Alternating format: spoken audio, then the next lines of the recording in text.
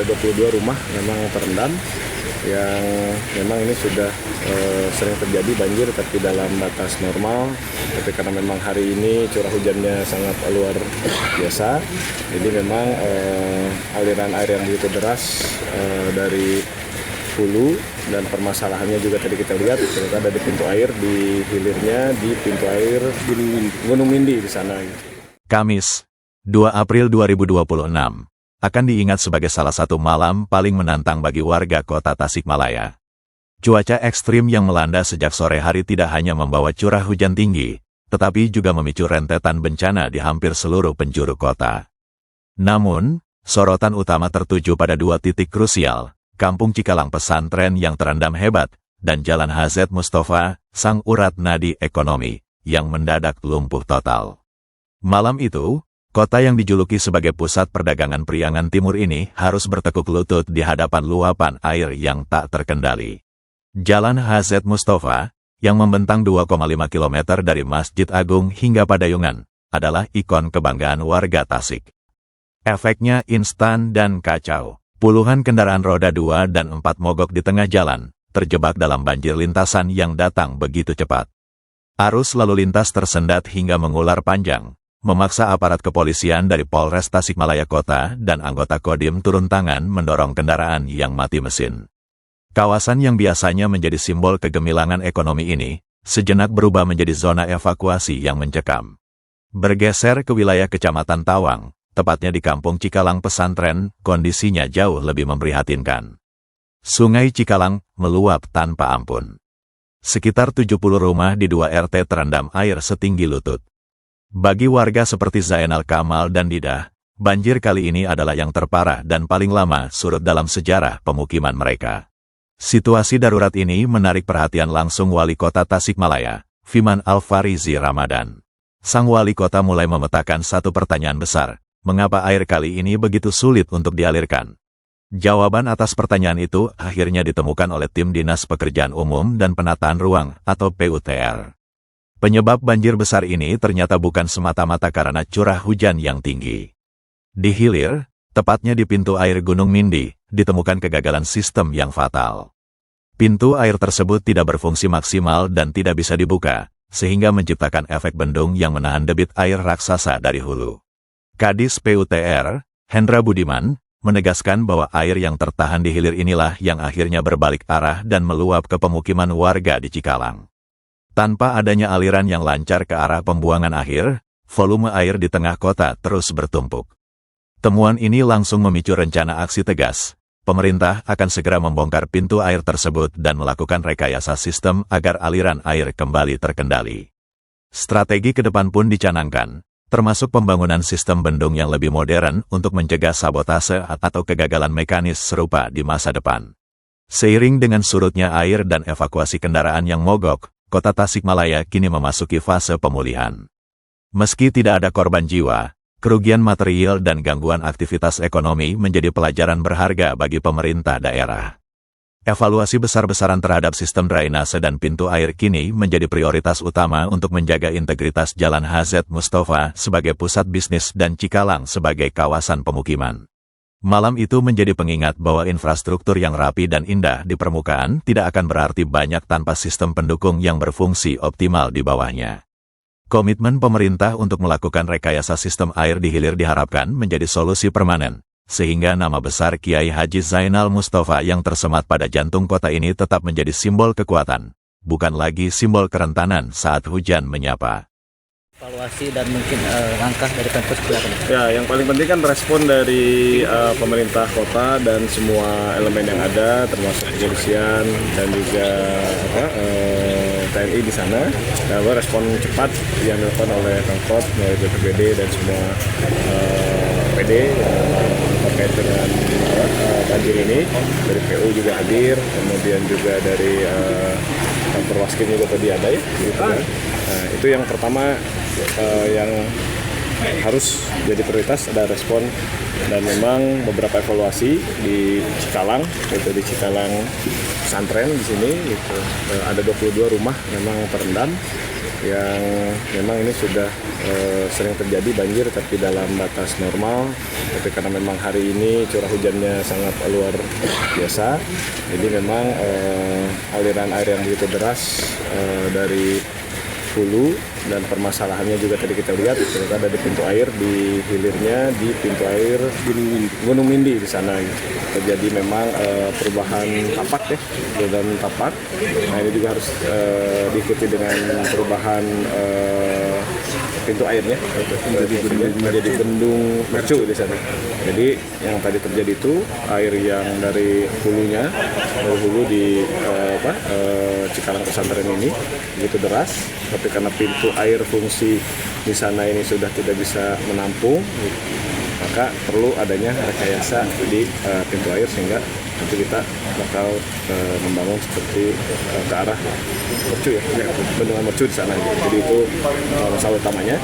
Dan kami juga tadi ke beberapa yang terdampak, pertama kami berikan alat-alat untuk membersihkan, kemudian juga bersama-sama membersihkan juga kembali pulih. Dan besok juga akan ada tindak lanjutan. Samad dan Lurah juga akan bekerjasama kerja bakti semua, dan juga dari Dinsos nanti akan ada bantuan untuk mensupport sementara makanan instan juga gitu kan, karena terkait memang tadi melihat kondisi yang memang harus dibantu gitu. Jadi itu untuk di Cikalang Pesantren dan juga di beberapa tempat yang lain. Bapak sendiri ini kampung mana sih Pak? Ini kan ini 2 RT ya, maksudnya Cikalang Pesantren. Ini mungkin nih baru pertama kayaknya sampai meluap terlalu tinggi. Biasanya kan daerah sana enggak. Ini naik terusan, ada ini ada yang kenal dengan saya, ini udah naik katanya, biasanya enggak. Ini mungkin karena ada di depan kan ada area perum juga ya, jadi udah nggak ada resapan. Memang kalau hujan besar sih udah biasa sih. Tapi kalau Biasa, parah, tapi ini parah gitu. Paling terparah. Iya, paling parah itu. Pak kalau ini kan 2 RT nih, mungkin Ya. yang tergenang mungkin sekitaran berapa nih Pak? Ya mungkin hampir 70 lah mungkin lebih. Ini RT berapa Pak? Ini RT 5. Sama? RT 5 juga mungkin ya hampir semua. Semua. RT 1 juga saya perkirakan ini 20 rumah sih ada. Terdampak, terendam ya. Ini RW mana Terendam Mas? lah, terendam. Oh, ini RW-nya masuk ke RW 6. Pak kalau ketinggian air mungkin kisaran berapa? Ya Pak? ini yang paling ini aja yang masuk rumah ini yang udah ini di atas mata kaki ya sekitar 20-25 aja. 20-25 ya? Ya ini yang paling tinggi nih. Biasanya nggak masuk. Sekarang masuk air. Biasanya nggak masuk. Berarti ini dari luapan juga ya? Iya dari Ini luar. apa namanya? Apa? Sungai? Luapan air sungai Ini apa? sungai Cikalang kalau saya salah. Sungai Cikalang. Memang tadi untuk hujan itu lama nggak sih Pak? Ya mungkin yang besarnya sekitar 2 jam ada. 2 jaman. 2 jam lebih. Itu emang dari 2 jam langsung air ngeluap terus Ya, iya. merendam langsung Kan rumah ya Pak? soalnya ini kan air ini limpasan dari kota juga kan.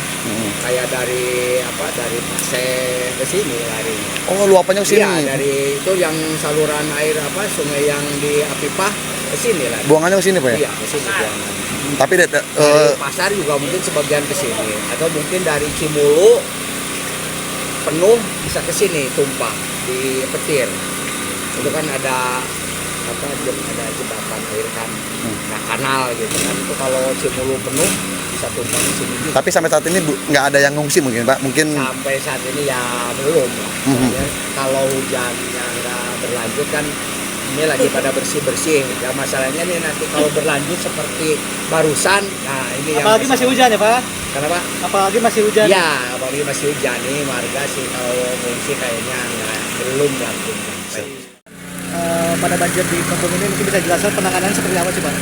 Ya betul, memang kan hujan yang terjadi kan hari ini memang sudah diperkirakan. Cuma kan kita tidak tahu kapan pastinya, antara tanggal 1 sampai tanggal 9 itu memang sudah ada informasi cuaca ekstrim akan terjadi, dan kejadian hari ini memang tadi hujan cukup besar, bukan cukup besar lagi, sangat besar, dan terjadi di hampir merata seluruh wilayah Kota Pasir, dan beberapa titik memang ada genangan. Saya memang karakternya beberapa titik genangan sudah mulai surut. Untuk di kita sedang berada di Cikalang Pesantren, karena ini dekat dengan saluran irigasi apa namanya ini? Kan Doi. Ya bukan. Sekarang. Lupa saya lagi. Pokoknya yang jelas di sini kita sedang ada genangan ke rumah warga dan alhamdulillah kita sudah coba tangani dengan pertolongan pertama dengan menggunakan pompa sedot sehingga paling tidak bisa mengurangi dampak. Posisi air memang sudah ada mulai surut di saluran ini, namun ada beberapa rumah yang tergenang. Secara pastinya kita belum menghitung, tapi gambarnya kurang lebih ada 1 RT memang Kalau RT ya. sehingga petugas kita dorong ke sini. Damkar juga kita coba tarik, tapi dari sana dari depan. Yang di sini mungkin bisa mengurangi debit air di sekitar ini. Pak, tapi Pak, kalau untuk dari data sendiri udah masuk mungkin berapa yang sudah Ya, dicatat? sementara mungkin Pak. Sementara ini saya belum bisa lihat HP ya, karena memang tadi posisi pohon tumbang ada 1, pohon tumbang, ada longsor, ada tembok benteng di perumahan juga yang Ambrol. tergerus karena longsor.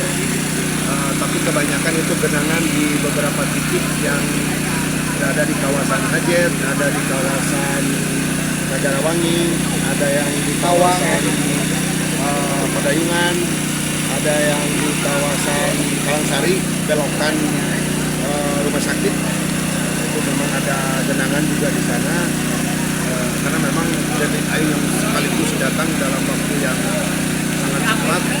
Masuk juga ada di puskesmas Panguripan, juga ada luapan air dari sana, dan sekarang posisinya memang sudah ditangani oleh tim untuk disedot airnya.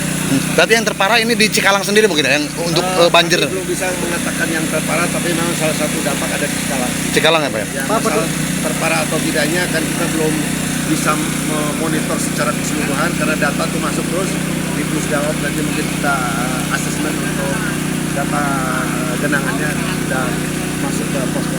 Pak, petugas yang terlibat mungkin untuk hari ini Pak. Seluruh tim kita tidak menyisakan satupun, termasuk teman-teman di Damkar dari PUPR, Pak Kabid dengan tim PSDA juga turun, dari Tagana, dari Polres juga semua turun, di Sub, Pol PP semua juga sesuai dengan kewenangan masing-masing kita berupaya untuk membantu masyarakat.